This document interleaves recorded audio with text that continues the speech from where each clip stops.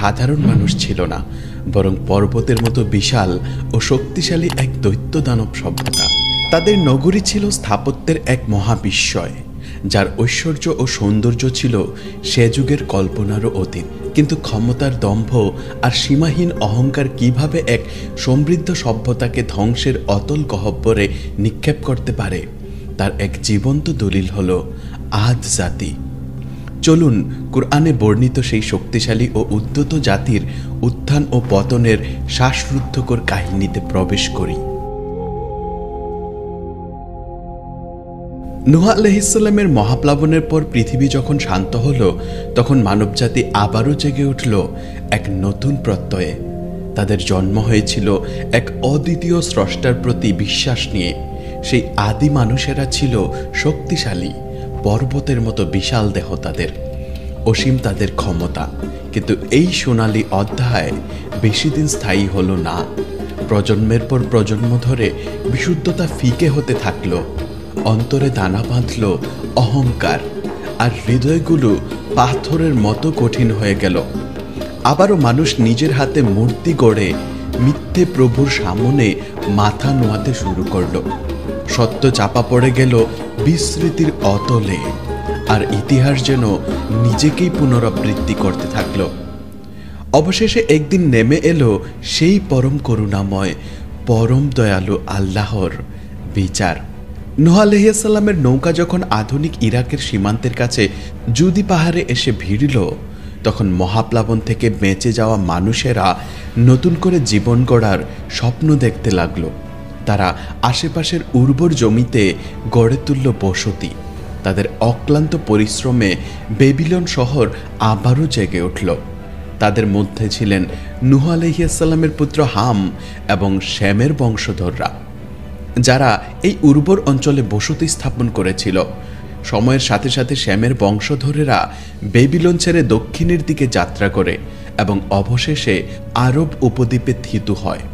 বিখ্যাত ইতিহাসবিদ ইবনে খালদুনের মতে আদ জাতির প্রথম আরব রাজা ছিলেন আদনান ইরাম ইবনে শ্যাম। তার লোকেরা আল আহকাফ অঞ্চলে বসবাস করত, যা আজকের ওমান এবং হাদরামাউতের মাঝামাঝি অবস্থিত এক বিশাল বালির সমুদ্র। বলা হয় তিনি 1200 বছর বেঁচে ছিলেন, যদিও অন্য একটি বর্ণনা অনুযায়ী তার আয়ু ছিল 300 বছর। তার মৃত্যুর পর তার 3 পুত্র সাদ্দাদ, সাদিদ এবং ইরাম একে একে সিংহাসনে বসেন এবং তাদের পিতার রেখে যাওয়া ঐতিহ্যকে এগিয়ে নিয়ে যান। পবিত্র কুরআনে আহকাব বলতে ওমান ও হাদরামাউতের মধ্যবর্তী প্রায় 3 লক্ষ বর্গমাইলের এক বিশাল মরুভূমিকে বোঝানো হয়েছে। আজ এই মরুভূমিকে রুব আল খালি বা শূন্য চতুর্থাংশ নামেও ডাকা হয়। এই মরুভূমির কিছু অংশের বালি এতটাই মিহি যে সেখানে কোনো বস্তু পড়লে তা ধীরে ধীরে অতলে তলিয়ে যায়।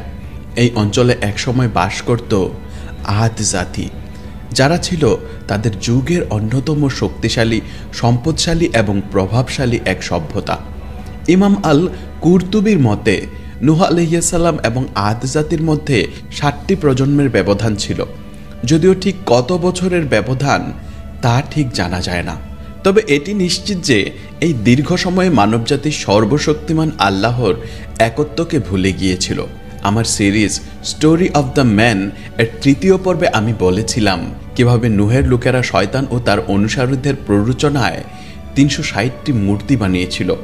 যদিও নৌকার আরোহীরা সবাই বিশ্বাসী ছিল, কিন্তু মহাপ্লাবনের পরের প্রজন্মগুলো আবারও সেই মূর্তি পূজার দিকে ঝুঁকে পড়ে। তারা সেই মূর্তিগুলোকেই নতুন করে গড়তে শুরু করে, যা তাদের পূর্বপুরুষদের সাথে সলিল সমাধি লাভ করেছিল। আদ জাতীয় সেই একই ভুলের পুনরাবৃত্তি করে। তারা যে দেবতাদের পূজা করত তাদের মধ্যে প্রধান ছিল 3টি মূর্তি, সাদা, হায়রত এবং আল-হাবা। আদ জাতি 13টি শক্তিশালী গোত্রে বিভক্ত ছিল, যারা আল আহকাফের উর্বর বালিতে বসতি গড়েছিল। তাদের জীবন ছিল প্রাচুর্যে ভরা, বাগান, নদী এবং বিশাল বিশাল অট্টালিকার মালিক ছিল তারা। তাদের এলাকাটি ছিল ওই অঞ্চলের সবচেয়ে সবুজ ও উর্বর ভূমিগুলোর একটি। ইমাম আল কুরতুবি লিখেছেন, আদ জাতির মানুষেরা ছিল লম্বা এবং অত্যন্ত শক্তিশালী। ইবনে আব্বাস রাদিয়াল্লাহু তাআলা আনহু এর মতে তাদের গড় উচ্চতা ছিল 100 হাত বা প্রায় 45 মিটার। পরবর্তীতে আল্লাহ মানুষের উচ্চতা কমিয়ে 60 হাত বা প্রায় 27 মিটারে নামিয়ে আনেন, যা আজকের দিনেও অবিশ্বাস্য শোনায়। এই বিশাল আকৃতির কারণেই আদ জাতিকে প্রায়শই দৈত্য বলে অভিহিত করা হয়। ওয়াহাব ইবনে মুনাব্বিহ তাদের এক জীবন্ত বর্ণনা দিয়েছেন। তিনি বলেন, তাদের একজনের মাথা ছিল যেন এক বিশাল গম্বুজ। তাদের চোখের এক পলকেই বন্য পশুরা ভয়ে পালিয়ে যেত, আর তাদের নাকও ছিল সমান ভীতি জাগানিয়া। তাদের শক্তি এত বেশি ছিল যে তারা খালি হাতে বড় বড় গাছ উপড়ে ফেলতে পারত। এই অস্বাভাবিক আকার ও শক্তি তারা পেয়েছিল তাদের পূর্বপুরুষদের কাছ থেকে, আর আল্লাহ তাদের তা আরও বাড়িয়ে দিয়েছিলেন। এই কারণে তারা নূহ আলাইহিস সালাম এর জাতির চেয়েও অনেক বেশি শক্তিশালী হয়ে উঠেছিল। আদ জাতি কেবল শারীরিকভাবেই শক্তিশালী ছিল না, তারা ছিল অত্যন্ত বুদ্ধিমানও। তারা এক বিশাল ও চমৎকার সাম্রাজ্য গড়ে তুলেছিল, যার স্থাপত্যশৈলী ছিল বিস্ময়কর। তাদের শহরগুলো বিশাল স্তম্ভের উপর দাঁড়িয়ে থাকা অট্টালিকায় সজ্জিত ছিল, যা অত্যন্ত দক্ষতা ও সুচারুভাবে খোদাই করা হয়েছিল। তাদের সৌন্দর্য ও কারুকার্য এতটাই অসাধারণ ছিল যে আল্লাহ কোরআনে তাদের কথা উল্লেখ করেছেন। ইরামের লোকেরা, যাদের ছিল উঁচু স্তম্ভ, যার মতো আর কোনো নগরী পৃথিবীতে নির্মিত হয়নি।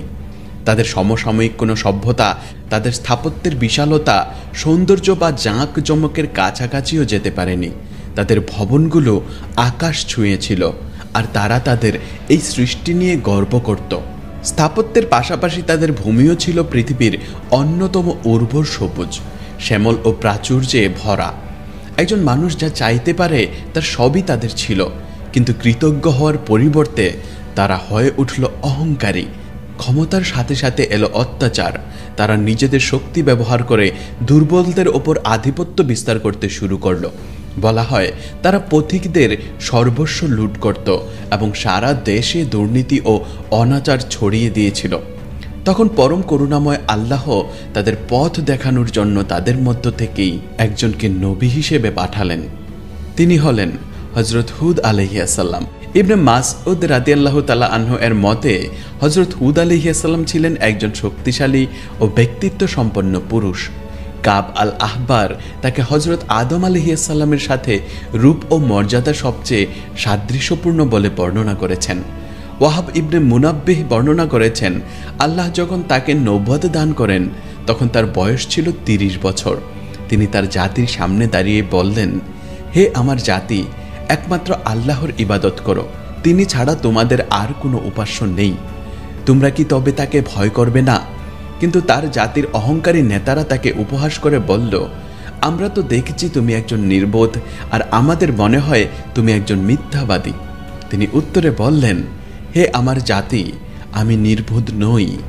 আমি তো বিশ্বজগতের প্রতিপালকের পক্ষ থেকে প্রেরিত একজন রাসূল। আমি তোমাদের হিতাকাঙ্ক্ষী। তোমরা কি অবাক হচ্ছ যে তোমাদের মধ্য থেকেই একজনের মাধ্যমে তোমাদের প্রতিপালকের পক্ষ থেকে উপদেশ এসেছে, যাতে সে তোমাদের সতর্ক করতে পারে? স্মরণ করো কিভাবে আল্লাহ তোমাদের নূহের জাতির পর পৃথিবীতে কর্তৃত্ব দিয়েছেন এবং তোমাদের দৈহিক গঠনে বিশালতা দান করেছেন। সুতরাং আল্লাহর অনুগ্রহকে স্মরণ করো, যাতে তোমরা সফল হতে পারো। তার লোকেরা বলল, তুমি কি আমাদের কাছে এসেছো যাতে আমরা একমাত্র আল্লাহর ইবাদত করি এবং আমাদের পূর্বপুরুষদের উপাস্যদের বর্জন করি? তুমি তো আমাদের কাছে কোনো স্পষ্ট প্রমাণ আনোনি। তোমার কথায় আমরা আমাদের দেবতাদের ছেড়ে দেব না। আমরা তোমাকে বিশ্বাস করি না, বরং আমাদের মনে হয় আমাদের কোনো দেবতা তোমাকে পাগল করে দিয়েছে। তখন হযরত হুদ আলাইহিস সালাম তাদের বললেন, তোমরা কি প্রতিটি উঁচু জায়গায় শুধু নিজেদের ক্ষমতা দেখানোর জন্য বিশাল বিশাল সৌধ নির্মাণ করো? তোমরা কি এমনভাবে দুর্গ ও প্রাসাদ তৈরি করো যেন তোমরা চিরকাল বেঁচে থাকবে? যখন তোমরা কাউকে আঘাত করো তখন তোমরা অত্যাচারীর মতো, দয়াহীন দৈত্যের মতো আঘাত করো। সুতরাং আল্লাহকে ভয় করো এবং আমাকে অনুসরণ করো। সেই সত্তাকে ভয় করো যিনি তোমাদের জানা সব কিছুই উদারভাবে দিয়েছেন। তিনি তোমাদের দিয়েছেন গবাদি পশু, সন্তান, বাগান এবং প্রবাহমান ঝর্ণা। আমি তোমাদের জন্য এক ভয়াবহ দিনের শাস্তির আশঙ্কা করছি। তারা উত্তরে বলল, এ তো আমাদের পূর্বপুরুষদের ধর্ম, পুরনো প্রথা। আমরা বিশ্বাস করি না যে আমাদের শাস্তি দেওয়া হবে। তুমি কি আমাদের দেবতাদের কাছ থেকে আমাদের ফিরিয়ে নিতে এসেছো? যদি তুমি সত্যবাদী হও তবে নিয়ে এসো সেই শাস্তি যার ভয় তুমি আমাদের দেখাচ্ছ। জবাবে হযরত হুদ ঘোষণা করলেন, আমি আল্লাহকে সাক্ষী রাখছি এবং তোমরাও সাক্ষী থাকো যে তোমরা তার সাথে যা কিছুকে শরিক করো আমি তা থেকে মুক্ত। সুতরাং যাও, আমার বিরুদ্ধে তোমাদের সমস্ত ষড়যন্ত্র একত্রিত করো এবং এক মুহূর্তও দেরি করো না। তোমাদের যা করার আছে করো। আমি আমার এবং তোমাদের প্রভু আল্লাহর উপর ভরসা করি। জেনে রেখো, তোমাদের প্রভুর পক্ষ থেকে তোমাদের উপর শাস্তি এবং ক্রোধ অবধারিত হয়ে গেছে। তোমরা কি আমার সাথে এমন কিছু নাম নিয়ে বিতর্ক করছো যা তোমরা ও তোমাদের পূর্বপুরুষেরা তৈরি করেছে, যার সমর্থনে আল্লাহ কোনো প্রমাণ পাঠাননি?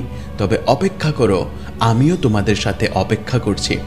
যখন লোকেরা নবুয়তকে প্রত্যাখ্যান করল এবং উপহাস করল, তখন সর্বশক্তিমান আল্লাহ তাদের উপর বৃষ্টিপাত বন্ধ করে দিলেন।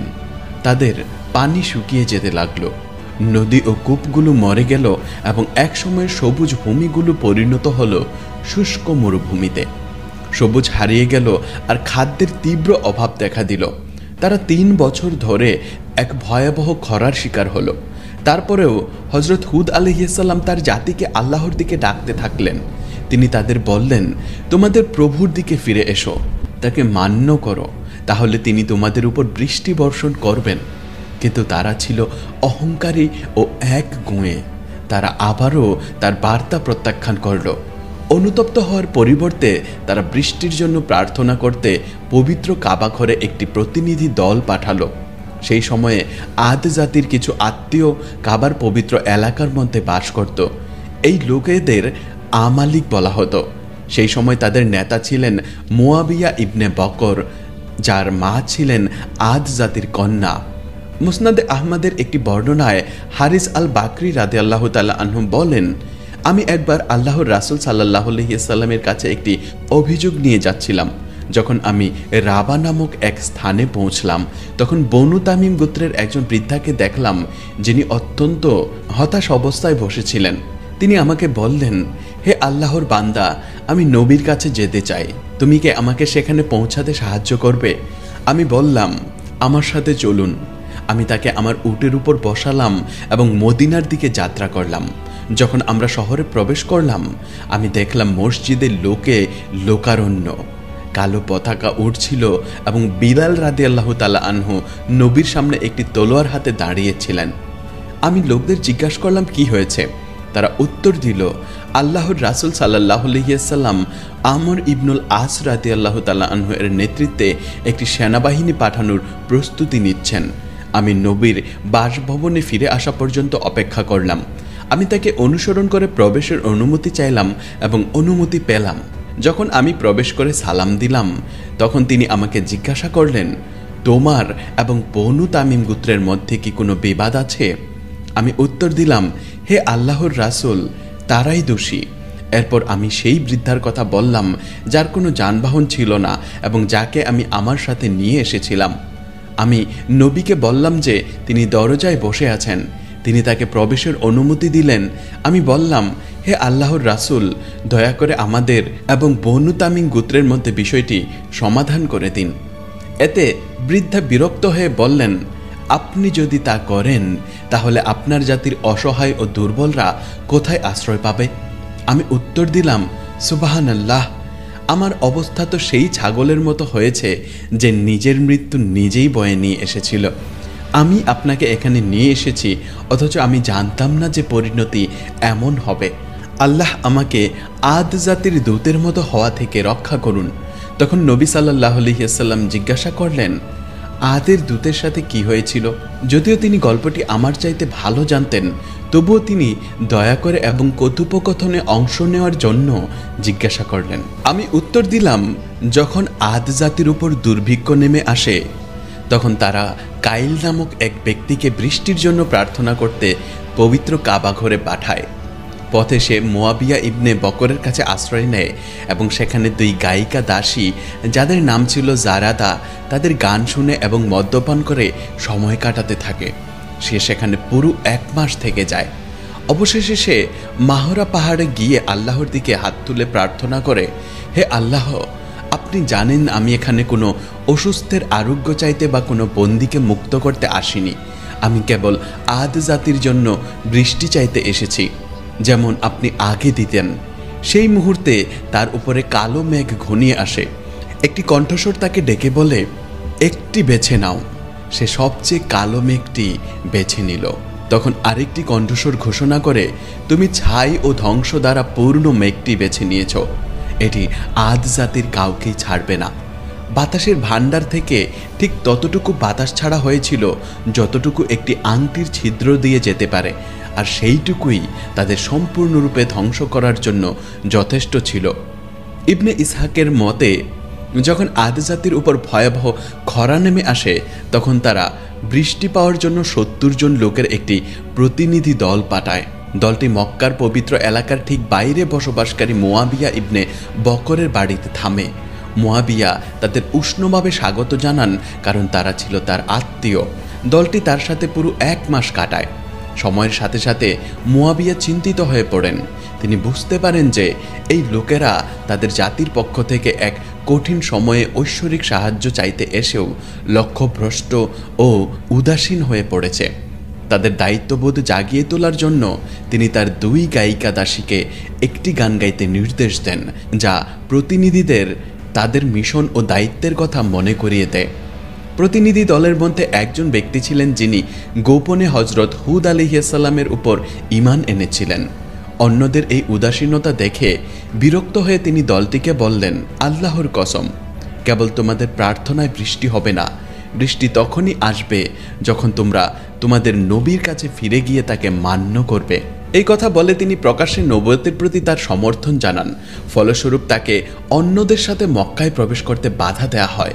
যেহেতু মুয়াবিয়ার বাসস্থান পবিত্র সীমানার বাইরে ছিল, তাই লোকটি পেছনে থেকে যায়। যাই হোক, যখন বাকি দলটি তাদের প্রার্থনা করার জন্য মক্কায় চলে যায়, তখন সে চুপচাপ তাদের অনুসরণ করে এবং তারা আল্লাহর কাছে কিছু চাওয়ার আগেই তাদের সাথে মিলিত হয়। যখন প্রতিনিধি দলটি প্রার্থনা করার জন্য একত্রিত হয়, তখন সে এক পাশে দাঁড়িয়ে দোয়া করে, হে আল্লাহ, আমি আপনার কাছে কেবল একটি জিনিস চাই। আদ এর এই প্রতিনিধি দল আপনার কাছে যা কিছু চাইবে আমাকে তার অংশ করবেন না। কাইল ইবনে আনাস ছিলেন আদ জাতির পক্ষ থেকে বৃষ্টির জন্য প্রার্থনা করতে পাঠানো প্রতিনিধি দলের নেতা। যখন তারা প্রার্থনা করার জন্য একত্রিত হয়, তখন লোকেরা বলে, হে আল্লাহ, কাইল যা কিছু দেবে তা তাকে দিন এবং আমাদের প্রার্থনাও তার সাথে কবুল করুন। তখন কাইল প্রার্থনা করে, হে আমাদের প্রভু, যদি হুদ সত্যবাদী হয় তাহলে আমাদের উপর বৃষ্টি বর্ষণ করুন, কারণ সে দাবি করেছে যে আমাদের অবিশ্বাসের কারণেই আমরা এই খরায় ভুগছি। জবাবে আল্লাহ 3টি মেঘ প্রেরণ করেন, একটি সাদা, একটি লাল এবং একটি কালো। মেঘ থেকে একটি কণ্ঠস্বর কাইলকে ডেকে বললে, তোমার নিজের এবং তোমার জাতির জন্য মেঘগুলোর মধ্যে একটি বেছে নাও। কাইল বলে, আমি কালো মেঘটি বেছে নিচ্ছি, কারণ এটিতেই সবচেয়ে বেশি জল আছে বলে মনে হচ্ছে। কিন্তু কণ্ঠস্বরটি উত্তর দেয়, তুমি ছাই বেছে নিয়েছ। এই মেঘ আদ জাতির একটি প্রাণীকেও ছাড়বে না, না পিতা না পুত্র। এটি তোমাদের নিশ্চিহ্ন করে দেবে, শুধু লায়াগুত্র ছাড়া যারা সঠিক পথে পরিচালিত। সুতরাং কাইলের বেছে নেওয়া কালো মেঘটি আদ জাতির বিরুদ্ধে পাঠানো হয়। এটি তাদের দিকে আল মুগাথ নামক একটি উপত্যকা থেকে এগিয়ে আসে। যখন আদ জাতির লোকেরা এটি দেখে তারা উল্লাস করে, ভাবে অবশেষে বৃষ্টি আসছে। কিন্তু সত্যটি প্রথম যে চিনতে পেরেছিল সে ছিল তাদের মধ্যে মাহিদ নামক এক মহিলা। সে বুঝতে পেরেছিল মেঘটি আসলে কি বহন করছে। ভয়ে সে চিৎকার করে ওঠে এবং মাটিতে লুটিয়ে পড়ে। যখন তার জ্ঞান ফেরে, লোকেরা তাকে জিজ্ঞাসা করে, তুমি কি দেখেছিলে মাহিদ? সে উত্তর দেয়, আমি একটি ঝড় দেখেছি, আর তার মধ্যে ছিল আগুনের মতো কিছু। তার সামনে পুরুষরা সেটিকে তাড়িয়ে নিয়ে আসছিল। তখন আল্লাহ সেই বাতাসকে আদ জাতির বিরুদ্ধে পাঠালেন এবং তাদের উপর একটানা 7 রাত ও 8 দিন ধরে চলতে থাকে কোনো বিরতি ছাড়াই, এবং এটি তাদের প্রত্যেককে ধ্বংস করে দেয়। অন্যদিকে হযরত হুদ আলাইহিসসালাম এবং যারা তার উপর বিশ্বাস স্থাপন করেছিল তারা একটি সুরক্ষিত স্থানে ছিল। ঐশী গজব তাদের স্পর্শ করেনি, তারা তাদের প্রভুর করুণায় নিরাপদ ছিল। আদ জাতির বিরুদ্ধে পাঠানো ঝড়টি তাদের ভূমির উপর এসে এমন প্রচণ্ড বেগে বয়ে গিয়েছিল যে এটি আকাশ ও পৃথিবীর মধ্যে সব কিছু ছিন্ন ভিন্ন করে দিয়েছিল। এটি যার উপর দিয়ে যেত তাকে পাথরের মতো শক্ত করে দিত। যখন ঝড়টি উপত্যকা থেকে আদ জাতির উপর প্রথম আছড়ে পড়ে তখন কুলজান সহ 7 জন পুরুষ বলল, আমরা উপত্যকার কিনারায় দাঁড়িয়ে বাতাসকে ঠেকিয়ে দিই, কিন্তু বাতাস তাদের প্রত্যেকের নিচ থেকে উঠে তাদের শূন্যে তুলে মাটিতে আছড়ে ফেলে, তাদের ঘাড় ভেঙে দেয়, ঠিক যেমন আল্লাহ বর্ণনা করেছেন। যেন তারা খেজুর গাছের ফাঁপা কাণ্ড। কেবল কুলজান বেঁচে ছিল। সে হতাশায় পাহাড়ে পালিয়ে গিয়ে তার একটি অংশ ধরে ঝাঁকাতে থাকে। তখন হযরত হুদ আলাইহিসসালাম শুনলেন যে কুলজান বেঁচে গেছে। তখন তিনি তার কাছে গিয়ে বললেন, ইসলাম গ্রহণ করো, তাহলে তুমি নিরাপদ থাকবে। কুলজান জিজ্ঞাসা করল, যদি আমি ইসলাম গ্রহণ করি তবে তোমার প্রভু আমাকে কি দেবেন? হুদ আলাইহিসসালাম উত্তর দিলেন, তিনি তোমাকে জান্নাত দেবেন। কুলজান তখন জিজ্ঞাসা করল, আমি মেঘের মধ্যে যে প্রাণীগুলো দেখেছিলাম তারা কারা ছিল? হুদ আলাইহিসসালাম উত্তর দিলেন, তারা ছিল আল্লাহর ফেরেশতা। কুলজান আবার জিজ্ঞাসা করল, যদি আমি ইসলাম গ্রহণ করি তবে তোমার প্রভু কি আমাকে তাদের থেকে রক্ষা করবেন? হুদ আলাইহিসসালাম উত্তর দিলেন, তুমি কি কখনো কোনো রাজাকে তার সৈন্যদের হাত থেকে কাউকে রক্ষা করতে দেখেছ? এই কথা শুনে কুলজান বলল, যদি তাই হয় তবে আমি ইসলাম গ্রহণ করব না। সে যেই মুহূর্তে এই কথাগুলো বলল, একটি প্রচণ্ড ঝড় এসে তাকে উড়িয়ে নিয়ে গেল এবং তার ধ্বংসপ্রাপ্ত বাকি লোকদের সাথে মিলিয়ে দিল।